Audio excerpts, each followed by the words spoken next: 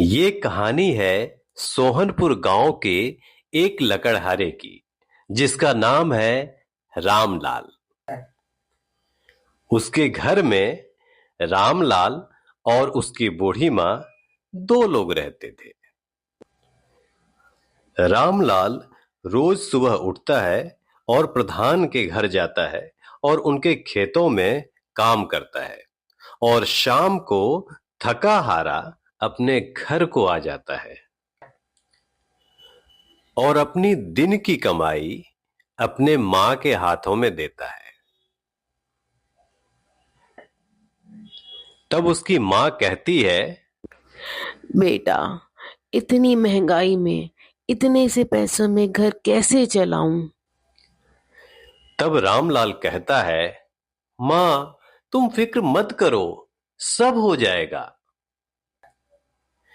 ऐसे ही माँ बेटे की बातों में कई महीने निकल जाते हैं और रामलाल प्रधान के खेतों में काम करता ही रहता है। एक दिन रामलाल काम करके थका हारा घर आता है। तब उसकी माँ उसके पास आती है और कहती है, बेटा, अब तेरी शादी की उम्र हो गई है, तुझे शादी कर लेनी चाहिए। एक दिन पंडित जी रामलाल के घर आते हैं। रामलाल, उसकी माँ और पंडित जी तीनों आपस में बातें करते हैं और कुछ समय बाद रामलाल की शादी हो जाती है।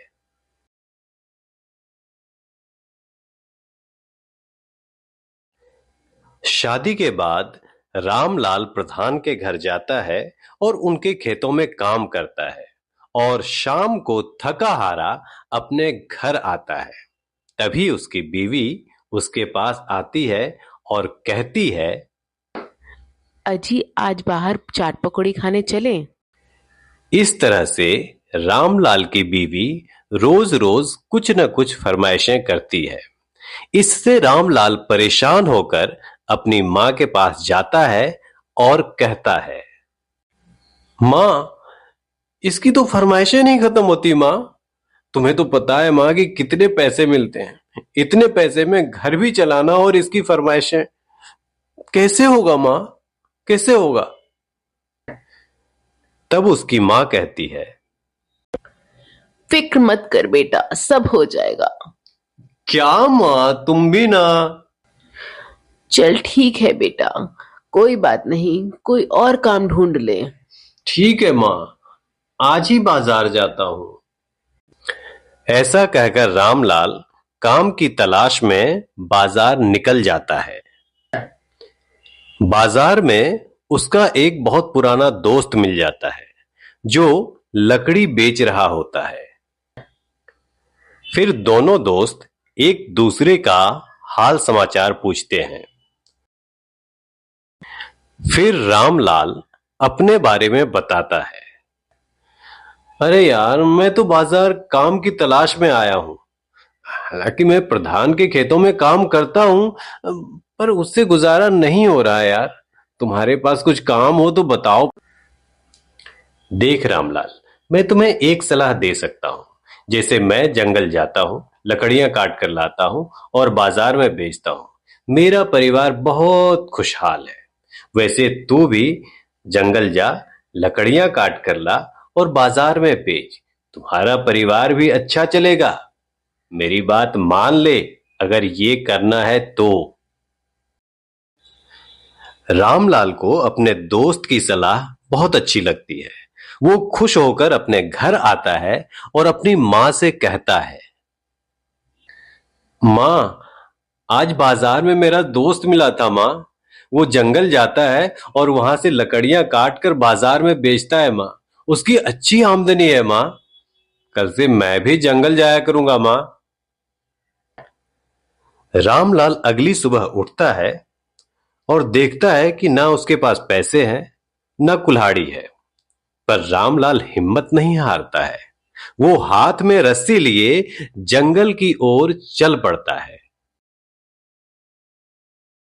जंगल पहुंचकर रामलाल सूखी लकड़ियां चुनता है और बाजार की ओर चल पड़ता है। बाजार पहुंचकर रामलाल की सारी लकड़ियां बिक जाती है और उससे उसकी अच्छी आमदनी होती है। इसी तरह से सूखी लकड़ियां बेचकर रामलाल एक कुल्हाड़ी खरीद लेता है। एक सुबह रामलाल कुल्हाड़ी लेकर जंगल जाता है और उसे बहुत बड़ा वृक्ष दिखता है। तभी वो सोचता है, आज इसी वृक्ष को काटता हूं, ये बहुत बड़ा है, इसे बेचने से अच्छी खासी आमदनी होगी और मैं सुमन को साड़ी भी दिला पाऊंगा, वो भी बहुत खुश हो जाएगी। हाँ, इसे ही काटते हैं। तभी रामलाल पेड़ काटने के लिए कुल्हाड़ी चलाना शुरू करता है और अचानक से उसे एक आवाज सुनाई पड़ती है, मत काटो मुझे, मत काटो। रामलाल इधर उधर देखता है पर उसे कोई नजर नहीं आता। फिर वो दोबारा पेड़ काटना शुरू करता है। फिर से रामलाल को वही आवाज सुनाई देती है, मत काटो मुझे, मत काटो, मुझे बहुत दर्द हो रहा है। अरे मैंने तुम्हारा क्या बिगाड़ा है, मत काटो। तुम्हें जो चाहिए मैं दूंगा, बस तुम मुझे मत काटो, मुझे छोड़ दो। कौन हो तुम मुझे दिखाई क्यों नहीं दे रहे? कौन हो? मैं वही पेड़ हूं जिसे तुम काट रहे हो। इन लकड़ियों को काटकर बेचने से मेरा घर चलता है और ये मेरा काम है। तुम्हें जो चाहिए मैं तुम्हें दूंगा, तुम मुझे मत काटो, बस तुम घर जाओ, वहां तुम्हें सब कुछ मिलेगा, सब कुछ। रामलाल पेड़ की बात मानकर घर की ओर चला जाता है। जैसे ही रामलाल अपने घर के बाहर पहुंचता है, वो हैरान रह जाता है। अरे ये किसका घर है? यहां तो मेरा घर था। अंदर से रामलाल की बीवी सुमन की आवाज आती है, अजी बाहर क्यों खड़े हैं, अंदर आइए, ये हमारा ही घर है। रामलाल हैरान होकर घर के अंदर जाता है। अपने घर को देखकर रामलाल अपने आप से बातें करता है,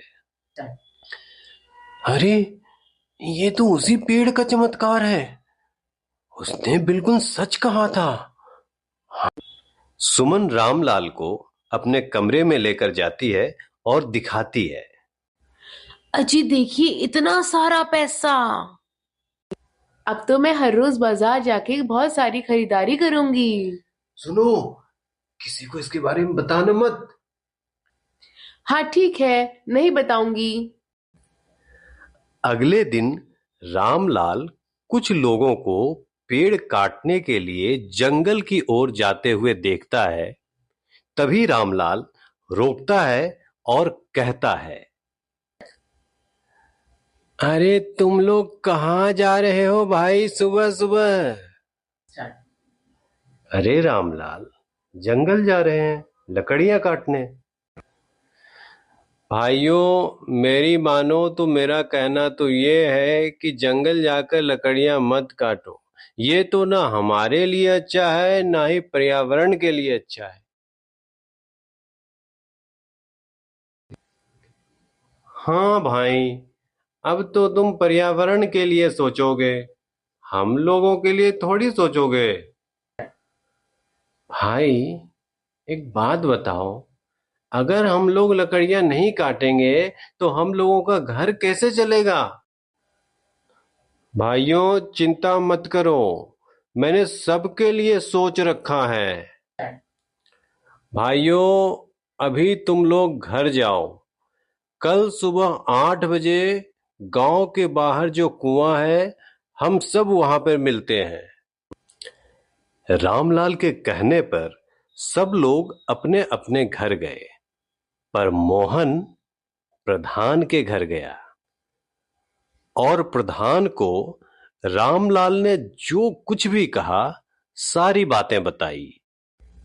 अगली सुबह 8 बजे प्रधान सहित गांव वाले इकट्ठा होकर गांव के बाहर कुएं के पास मिलते हैं। कुछ देर बाद रामलाल भी वहां पहुंचता है और कहता है, भाइयों, वो मेरी फैक्ट्री है, वहीं सबको। सभी लोग फैक्ट्री की ओर चल पड़ते हैं, लेकिन प्रधान और मोहन वहीं रहते हैं। फिर प्रधान मोहन से कहता है, मोहन, तुम पता लगाओ, जो रामलाल कल तक मेरे खेतों में काम करता था, उसके पास इतना धन आया कहां से? तुम उस पर कड़ी नजर रखो। ठीक है प्रधान जी, मैं आपको एक एक खबर दूंगा। पर प्रधान जी, इसके बदले में मुझे क्या मिलेगा? अरे तू चिंता मत कर। अगली सुबह जब रामलाल जंगल की ओर जा रहा होता है तो उसके पीछे पीछे मोहन भी जाता है। जब रामलाल उस पेड़ से बात कर रहा होता है तो मोहन छुप छुप के सुन रहा होता है। पर मोहन रामलाल की आवाज सुन रहा है, समझ रहा है, पर वो किससे बातें कर रहा है रामलाल ये समझ नहीं पाता है। फिर मोहन प्रधान के पास जाता है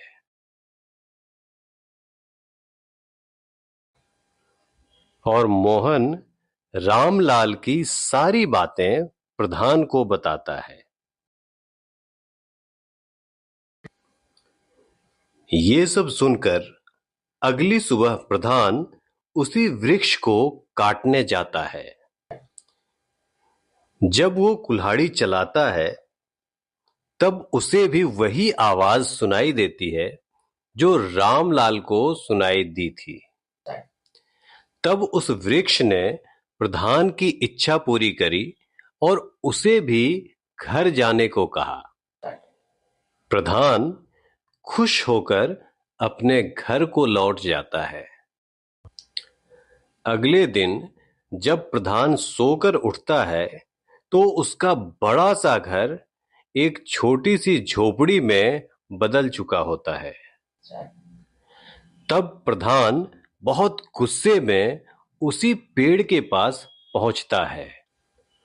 अरे मैंने तो रामलाल के लिए गरीबी मांगी थी, अपने लिए नहीं। तब पेड़ से आवाज आती है, जो मैंने तुम्हें इच्छा मांगने के लिए कहा था वो तुम्हारे लिए था, किसी और के लिए नहीं। अरे मुझसे बहुत बड़ी भूल हो गई, इस भूल को सुधारने के लिए मैं क्या करूं? अरे कुछ तो बताओ। अगर तुम अपनी पुरानी जिंदगी चाहते हो तो ज्यादा से ज्यादा वृक्ष लगाओ और पर्यावरण बचाओ। तब प्रधान ज्यादा से ज्यादा वृक्ष लगाता है और उसको उसकी पुरानी जिंदगी मिलने लगती है। और प्रधान रामलाल के साथ मिलकर गांव-गांव संदेश देता है, वृक्ष लगाओ, पर्यावरण बचाओ।